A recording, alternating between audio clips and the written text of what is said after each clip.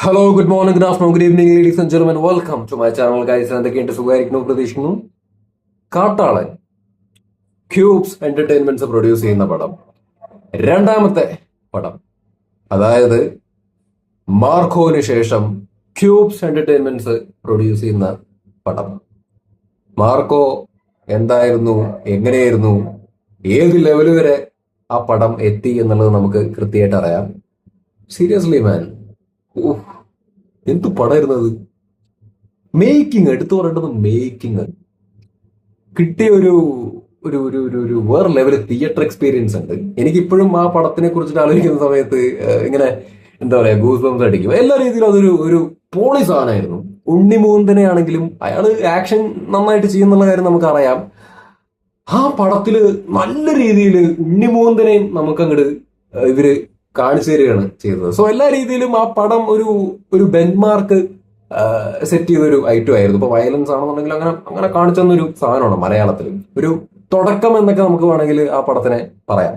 ഇപ്പൊ ഞാൻ ഇൻട്രോ ആയിട്ട് ഇങ്ങനെയൊക്കെ പറയാൻ കാരണം വേറൊന്നും കൊണ്ടല്ല, ഈ ക്യൂബ്സ് എന്റർടൈൻമെന്റ്സ്, ഈ ഷെറീഫ് മുഹമ്മദ്, ഈ ടീം വിചാരിച്ചില്ലായിരുന്നു എന്നുണ്ടെങ്കിൽ മാർക്കോ പോലൊരു പടം വരും എന്നുള്ളത് എനിക്ക് അറിയില്ല.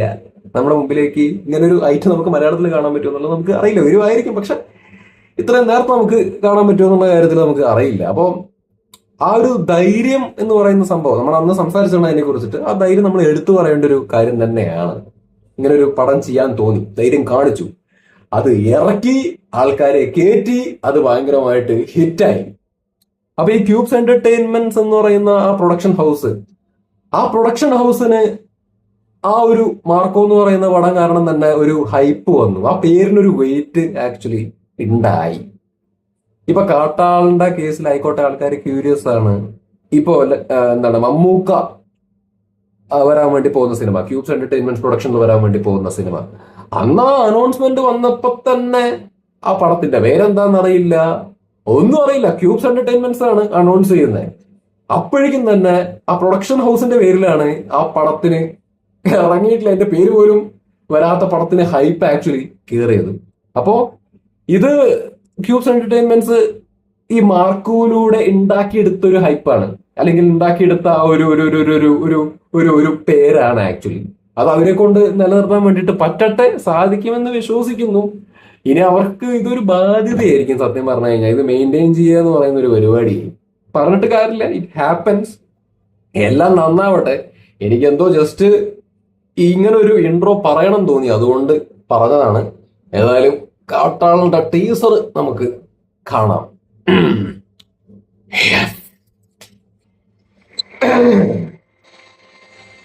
ക്യൂബ്സ് എന്റർടൈൻമെന്റ്, ആന, സുനിൽ, കൊമ്പിന് ചോരെ, കബീർ സിംഗ് ദുഹാൻ, ആന്റണി പെപ്പെ.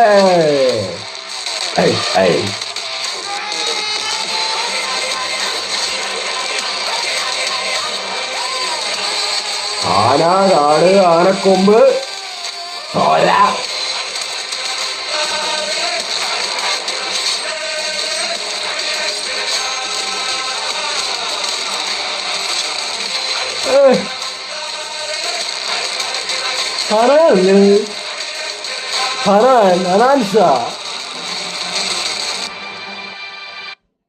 ഓക്കെ, ഇത്രയേ ഉള്ളൂ, പരിപാടി കഴിഞ്ഞു. ചെറിയൊരു ടീസർ, ആകെ 1 മിനിറ്റ് 2 സെക്കൻഡേ ഉള്ളൂ.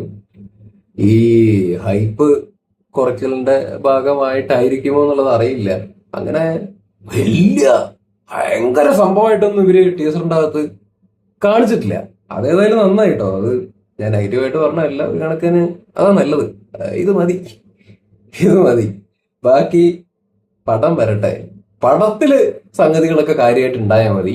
പടം തിയേറ്ററിൽ ഇരുന്ന് കാണുന്ന സമയത്ത് ഗംഭീര എക്സ്പീരിയൻസ് പ്രേക്ഷകർക്ക് കിട്ടിയാൽ മതി. ഇനിയിപ്പോ എന്തായാലും ട്രെയിലറൊക്കെ വരാനുണ്ട്. നന്നാവട്ടെ, നന്നാവട്ടെ, നന്നാവണല്ലോ. കാരണം നമ്മള് പൈസ കൊടുത്ത് ടിക്കറ്റ് എടുക്കുന്നു എന്നുള്ളത് മാത്രമല്ല, നമ്മൾ പൈസ കൊടുത്ത് ടിക്കറ്റ് എടുത്ത് കുറച്ച് സമയവും കൂടി മാറ്റി വെച്ചിട്ടാണല്ലോ പടങ്ങൾ കാണാൻ വേണ്ടി പോകുന്നത്. സോ നല്ല എക്സ്പീരിയൻസ് ഉണ്ടായാൽ മാത്രമാണ് നമുക്ക് ലാഭം ഉണ്ടാവുക, അല്ലെ? നമുക്ക് സാറ്റിസ്ഫാക്ഷൻ കിട്ടണം.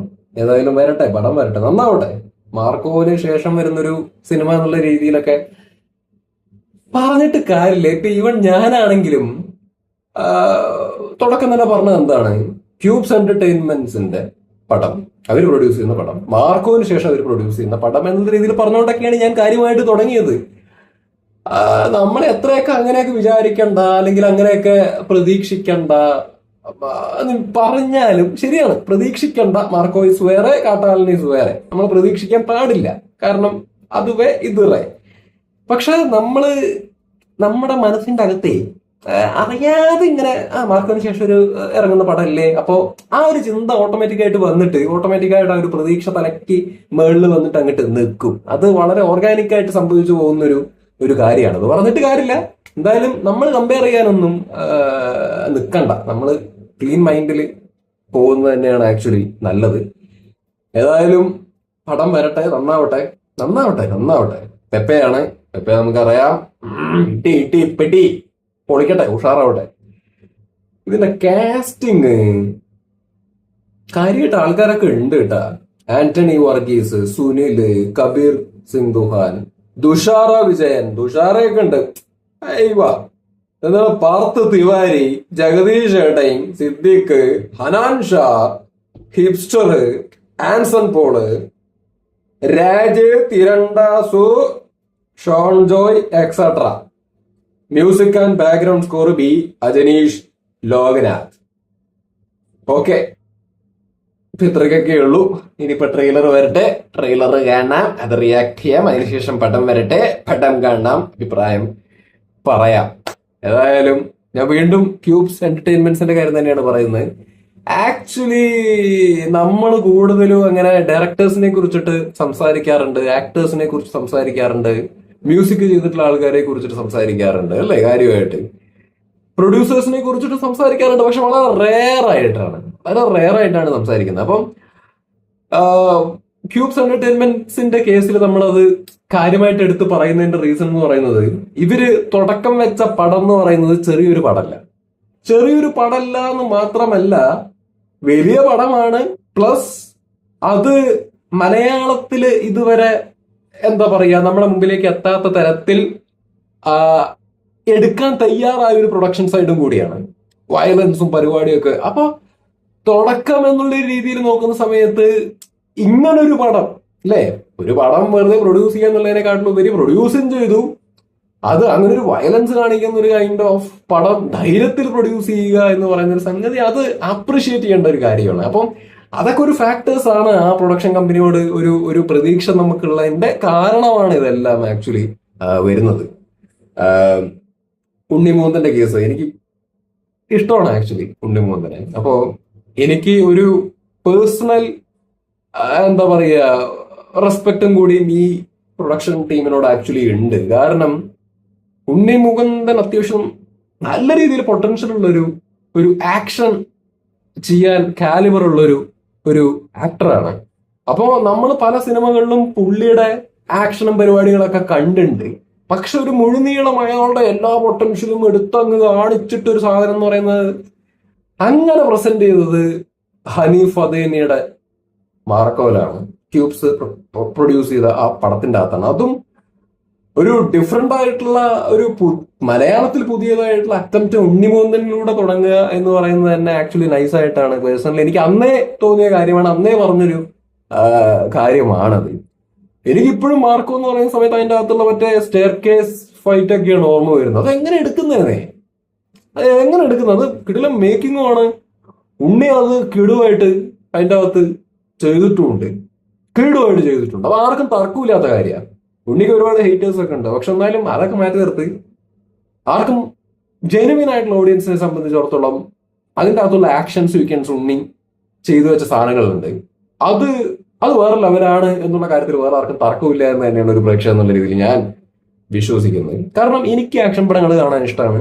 ഉണ്ണിയുടെ ആക്ഷൻ, ഉണ്ണി നല്ല പൊട്ടൻഷ്യൽ ഉള്ള ആളായതുകൊണ്ട് തന്നെ മാർക്കോയിലൂടെ അത് കണ്ട സമയത്ത് സന്തോഷം തോന്നി. ഉണ്ണി ഇനിയും അത്തരത്തിലുള്ള പടങ്ങൾ ചെയ്യണം എന്നാണ് എൻ്റെ ഒരു വ്യക്തിപരമായിട്ടുള്ള അഭിപ്രായം. സോറി, കാട്ടാളന്റെ ഇടയിൽ കൂടെയാണ് ഞാൻ ഇതൊക്കെ പറഞ്ഞുകൊണ്ടിരിക്കുന്നത്, വിചാരിക്കരുത്.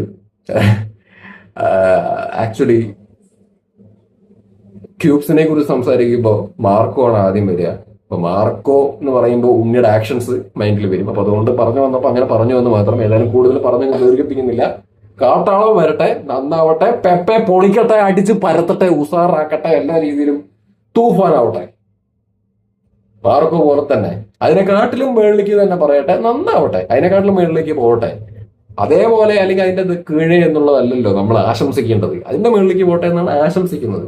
നമ്മുടെ ആഗ്രഹം പ്രതീക്ഷ എന്നുള്ളതൊക്കെ മാറ്റി നിർത്തി ആശംസിക്കുന്നത് അതിന്റെ മുകളിലേക്ക് പോട്ടെ എന്നുള്ള രീതിയിലാണ്. ഇനി ക്യൂബ്സിന്റെ എന്താ പറയാ അടുത്ത പ്രൊജക്ട് മമ്മൂക്കയുടെ കൂടെയാണ്. ഞാൻ ക്യൂബ്സ് ടീംസിനോട് എനിക്ക് പറയാനുള്ളത്, നിങ്ങൾ ചെയ്യുന്ന പരിപാടികളൊക്കെ കൊള്ളാം.